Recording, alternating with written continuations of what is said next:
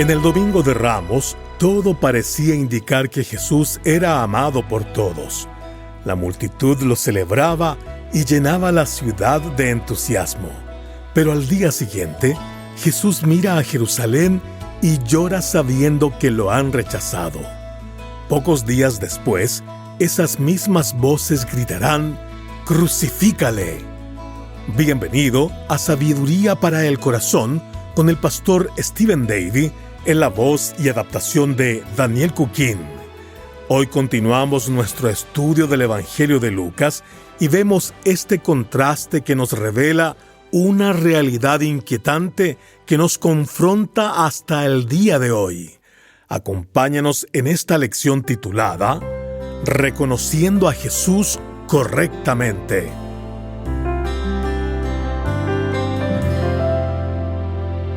Charles Templeton fue un amigo cercano del famoso evangelista Billy Graham. Predicaron juntos durante la década de 1940. En varias ocasiones incluso predicó en su lugar, en grandes eventos, ante decenas de miles de personas, en grandes estadios a través del mundo. Y sin embargo, comenzaron a surgir dudas en su corazón. Tristemente, en lugar de acudir a las Escrituras, empezó a negociar aspectos de su fe. Al principio, cuestionó que la Biblia no tuviera errores y otras creencias fundamentales del cristianismo. Y con el tiempo, él abandonó por completo la fe. E incluso trató de convencer a Billy Graham de hacer lo mismo. Billy se negó, y aquella amistad tan cercana llegó a su fin. Templeton dejó el ministerio y se convirtió en escritor y en comentarista de noticias. Más adelante escribió una especie de autobiografía y allí él criticaba el cristianismo. El título del libro lo dice todo. Se titulaba Adiós a Dios. Décadas después, el autor Lee Strobel lo entrevistó para su libro El caso de la fe. Templeton tenía ya 83 años. Sufría de la enfermedad de Alzheimer. En un momento de la entrevista, Strobel le preguntó qué pensaba acerca de Jesús en esa etapa final de su vida, sabiendo que no le quedaba mucho tiempo. La respuesta lo sorprendió. Templeton dijo que no creía que Jesús fuera el Hijo de Dios, pero añadió: Jesús fue el ser humano más grande que jamás haya existido, un genio moral. Luego continuó diciendo: Jesús es la persona más sabia que conozco. Todo lo bueno que sé, todo lo decente que sé, todo lo puro que sé, lo aprendí de él. Sé que puede sonar extraño, pero tengo que decirlo. Yo lo adoro. Es el ser humano más importante que ha existido. Pero, si puedo decirlo así, lo extraño.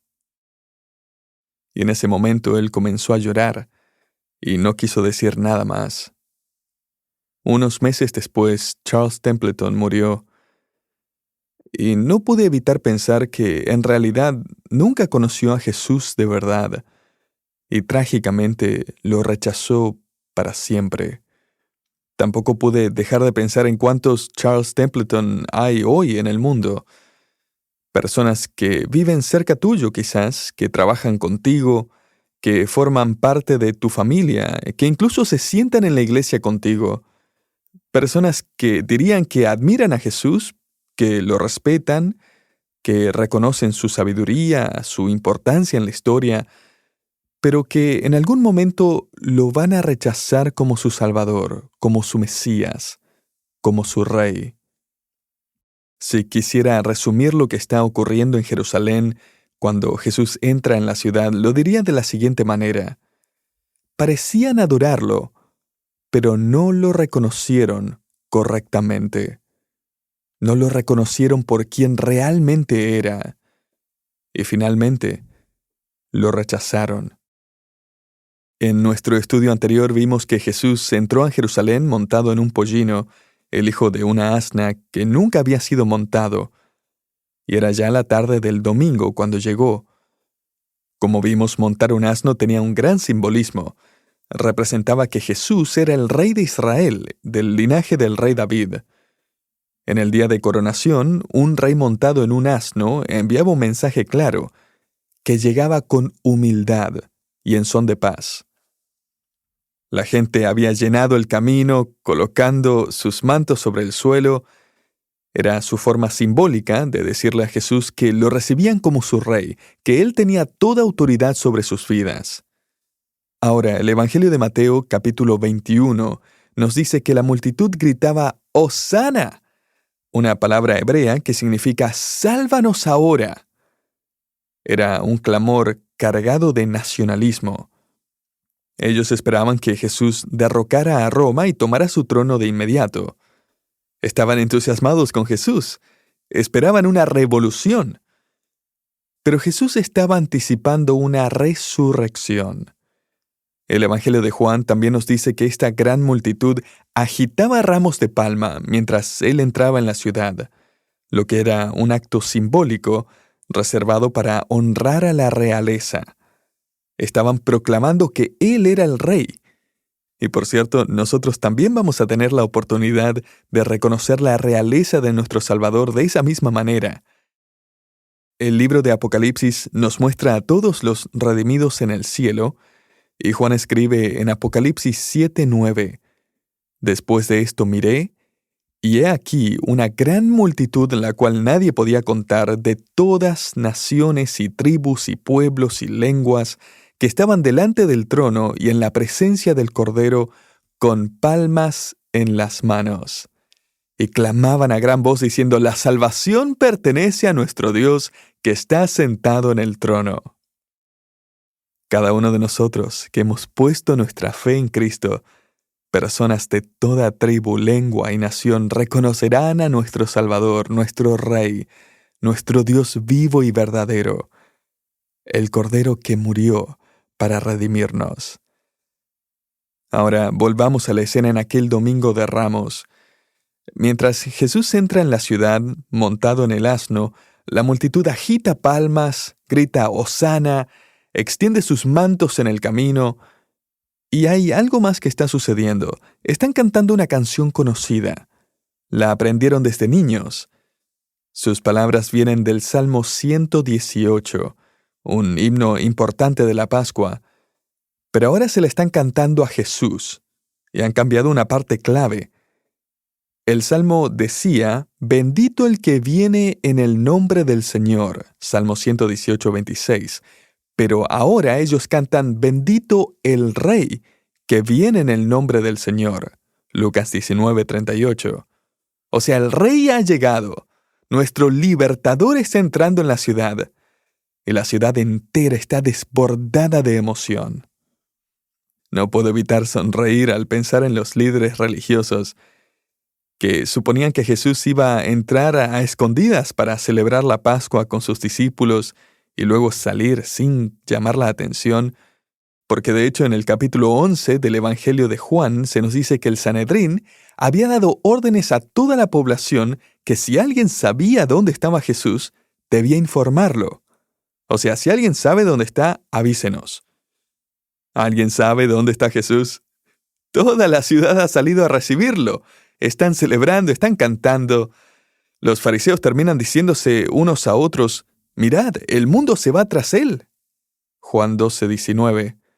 El mundo entero lo sigue, todos lo admiran. Es la persona más importante del momento. Pero tristemente, en cuestión de días, la mayoría de esa multitud no lo va a recibir. No lo reconocerán por quien realmente es, y finalmente lo rechazarán. Ahora, al unir los relatos de los evangelios, vemos lo siguiente, y es que Jesús hace su entrada triunfal ese domingo por la tarde, acepta el reconocimiento público de su derecho a reinar, entra en la ciudad, desciende del asno y visita brevemente el templo. Luego se retira a pasar la noche. El Evangelio de Marcos lo describe así: «Y entró Jesús en Jerusalén y en el templo, y habiendo mirado alrededor todas las cosas, como ya anochecía, se fue a Betania con los 12». Marcos 11:11. Al día siguiente, el lunes, Marcos nos dice que Jesús regresa a Jerusalén, caminando con sus discípulos. Esta vez no hay un asno, no hay multitud, es solo el Señor y sus discípulos. En el camino Jesús maldice una higuera que no tiene fruto. Este fue un acto simbólico. Ilustraba el juicio de Dios sobre la nación de Israel que no dio fruto espiritual en su venida, no se arrepintió de sus pecados y puso su fe en Él. Luego desciende desde el Monte de los Olivos y desde allí tiene una vista clara de la ciudad de Jerusalén. Y aquí el tono cambia por completo. Volvamos al relato en Lucas 19:41. Y cuando llegó cerca de la ciudad, al verla, lloró sobre ella, diciendo: «Oh, si también tú conocieses, a lo menos en este tu día, lo que es para tu paz, mas ahora está encubierto de tus ojos». Jesús está diciendo en esencia, si tan solo hubieras entendido lo que está pasando hoy, este mismo día, tu príncipe de paz está llegando, trayendo las condiciones de paz para que el ser humano pueda reconciliarse con Dios. Pero hoy no me reconoces, no estás interesado en lo que realmente soy y quiero ofrecer. Y Jesús está llorando otra vez. Poco tiempo atrás había llorado ante la tumba de Lázaro, lamentando que el sufrimiento y la muerte existen en el mundo a causa del pecado. Pero ahora llora por algo diferente. Él llora por la incredulidad de la nación de Israel, y en realidad por todo aquel que no lo reconoce y finalmente lo rechaza. Todos los Charles Templeton de este mundo. Pero él también llora por la destrucción que vendrá como consecuencia de ese rechazo.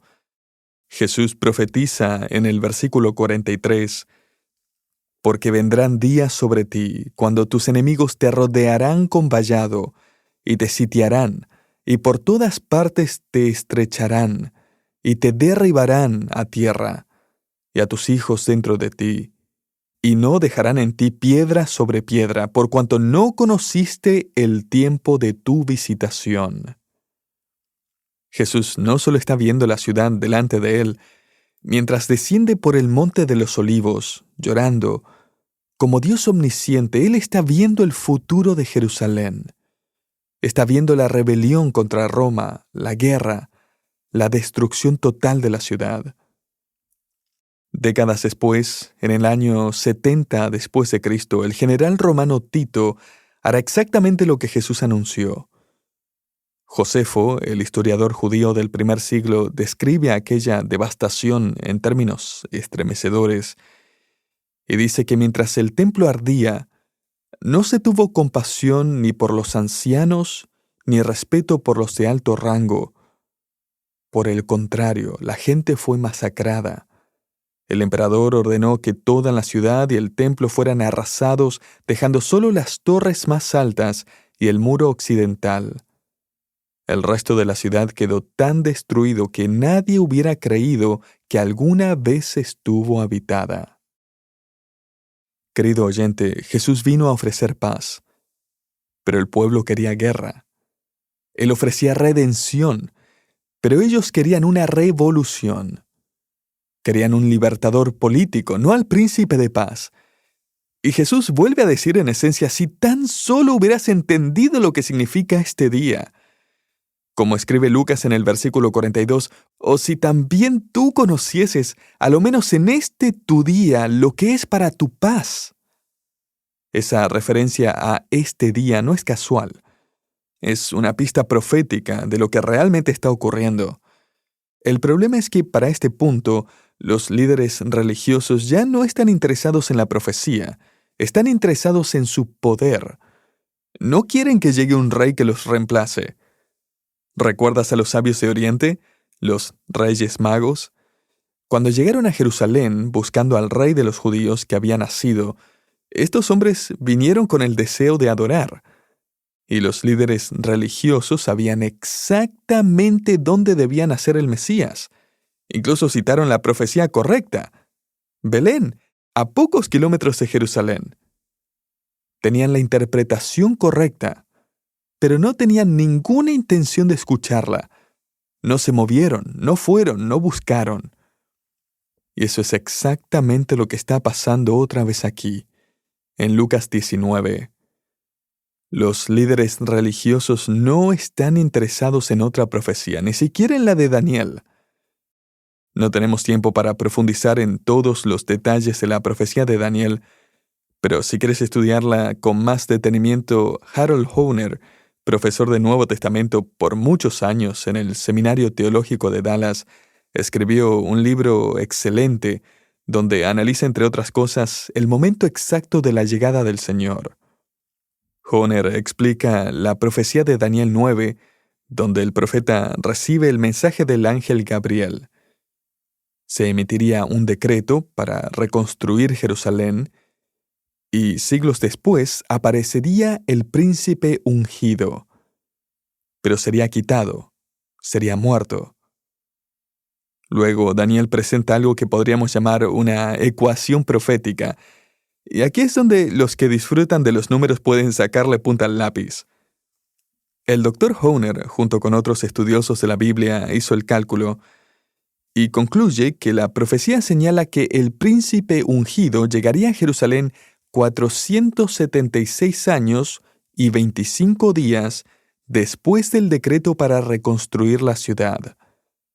Ahora bien, la Biblia nos dice que Nehemías recibió ese decreto el 5 de marzo del año 444 a.C. Ahí comenzó la cuenta regresiva. No hay duda de que los líderes judíos conocían esta profecía. Es muy probable que algunos incluso estuvieran contando los años. Y aquí es donde todo se vuelve realmente interesante. Si sumas 476 años y 25 días a esa fecha, el 5 de marzo del 444 a.C., llegas al lunes 30 de marzo del año 33 después de Cristo. Ese día, ese lunes, es el día en que Jesús entra en Jerusalén y permanece en la ciudad hasta ser ejecutado. Por eso es que Jesús dice, ¿no se dan cuenta de qué día es hoy? ¿No han estado contando los años? Esta es, de hecho, una de las razones por las que hasta el día de hoy muchos estudiosos judíos liberales descartan las profecías de Daniel. De hecho, en el judaísmo actual, el libro de Daniel no se clasifica junto con los demás profetas del Antiguo Testamento. Ahora, después de pronunciar esta profecía, Jesús vuelve una vez más al templo. Recuerda que la noche anterior ya había ido, él observó todo y se fue. Pero esta vez no solo va a mirar, ahora él va a limpiar el templo. La primera vez que lo hizo fue al comienzo de su ministerio, como nos relata el capítulo 2 del Evangelio de Juan. Pero ahora va a limpiarlo otra vez. Y más que eso, Jesús está declarando algo muy importante, y es que Él es el Señor del templo. Lucas describe lo que ocurre en el versículo 45. Y entrando en el templo, comenzó a echar fuera a todos los que vendían y compraban en él, diciéndoles, escrito está, mi casa es casa de oración, mas vosotros la habéis hecho cueva de ladrones. Jesús entra en el atrio exterior, el atrio de los gentiles. Era un espacio abierto a todas las naciones, un lugar diseñado para la adoración, pero se había convertido en un mercado, y Jesús entra y empieza a limpiarlo. Ahora, piensa en esto por un momento. Tú no irías a la casa de tu vecino y dirías, quítate, voy a empezar a limpiar todo aquí. Aunque si alguien hiciera eso en tu casa, tal vez dirías, aleluya, y se volvería tu mejor amigo. Muchas gracias. Pero si vas a la casa de alguien que no te conoce y empiezas a dar órdenes, probablemente llamen a la policía. ¿Por qué? Porque no tienes derecho a limpiar la casa de otra persona. Ni siquiera tienes el derecho a decirle que necesita limpiar su casa. Pero Jesús está entrando a su casa, y Él sí tiene el derecho de decir, hay que limpiar esto. Si eres nuevo en este estudio de Lucas, es importante que entiendas esto. El atrio de los gentiles era el único lugar del templo donde los que no son judíos podían acercarse a adorar a Dios. Podían entrar allí quizás con curiosidad solo para ver qué hacían ahí. Como señala el autor Warren Wiersbe, ese lugar debía ser un punto de contacto, un espacio donde los judíos fieles pudieran dar testimonio a los gentiles, hablándoles del único Dios vivo y verdadero. Pero en lugar de ser un lugar de evangelismo, se había convertido en un negocio. En lugar de bendecir a las naciones, estaban buscando ganancias. Y déjame decirte esto, el negocio iba muy bien. Había incluso 4 mercados en el Monte de los Olivos, donde se vendía todo lo necesario para los sacrificios.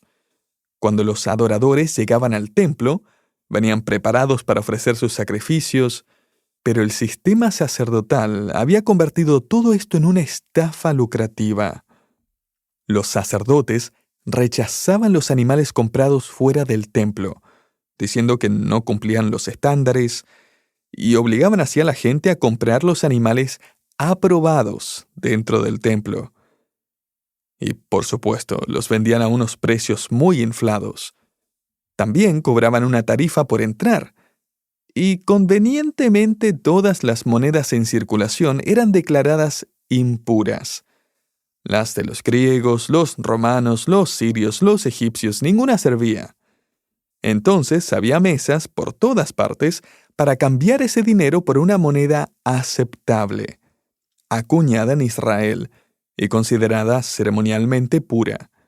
Y todo este sistema estaba controlado por el sumo sacerdote y su familia, quienes se quedaban con una buena parte de las ganancias.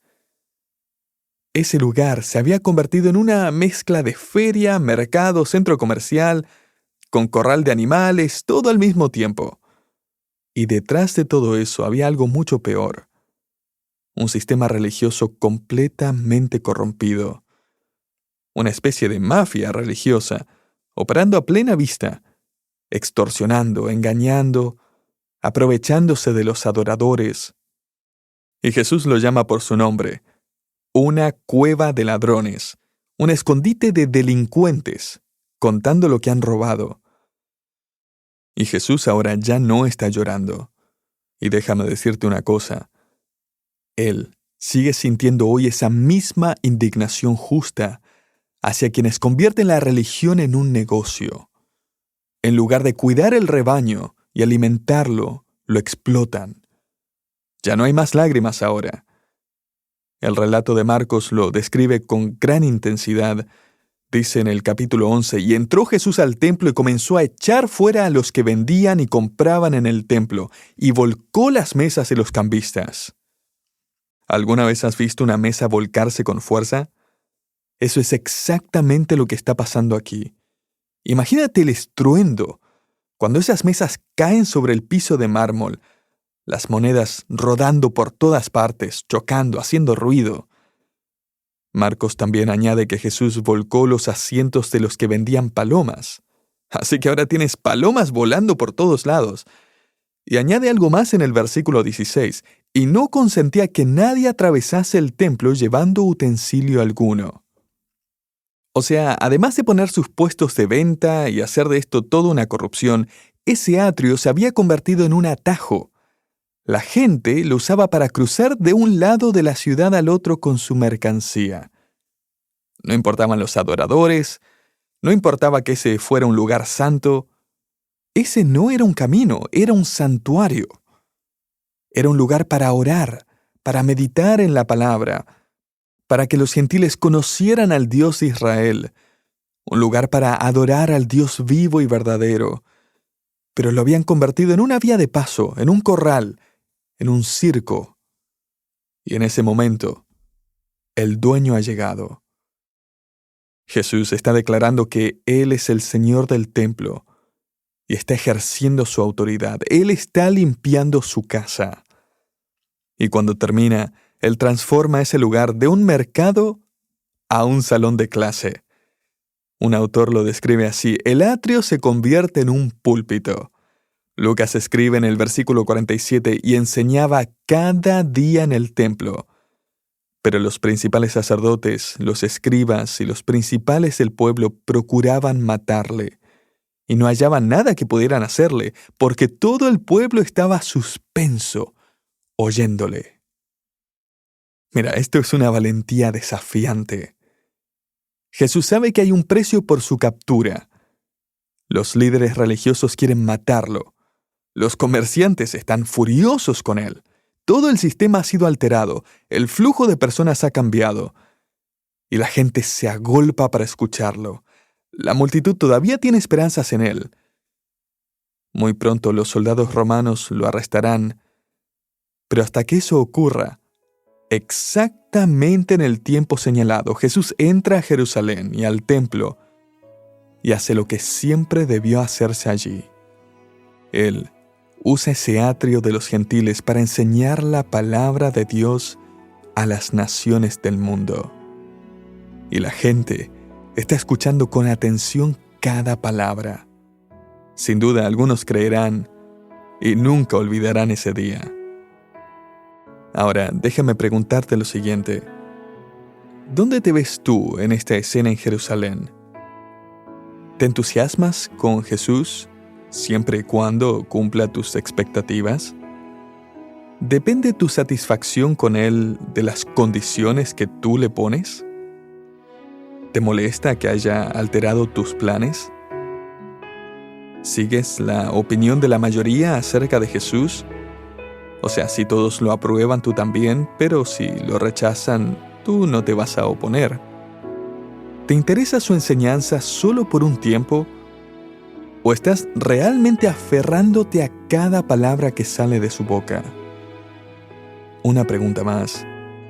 ¿Estaría Jesús llorando por tu incredulidad? ¿Estaría llorando por ti hoy?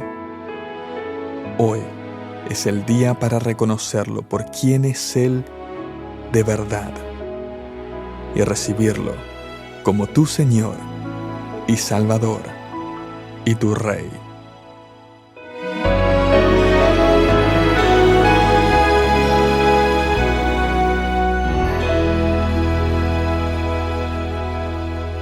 A lo largo de este estudio hemos visto que no basta con estar cerca de Jesús, ni siquiera con admirarlo. La multitud lo celebró, pero no lo reconoció por quien es realmente.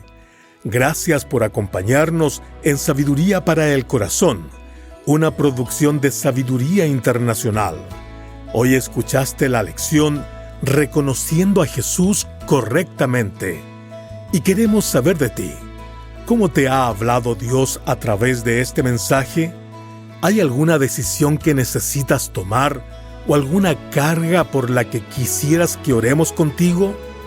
Escríbenos hoy mismo en sabiduriainternacional.org/contacto. Será un gozo saber de ti y orar por ti. Te invito a acompañarnos en el próximo programa de Sabiduría para el Corazón.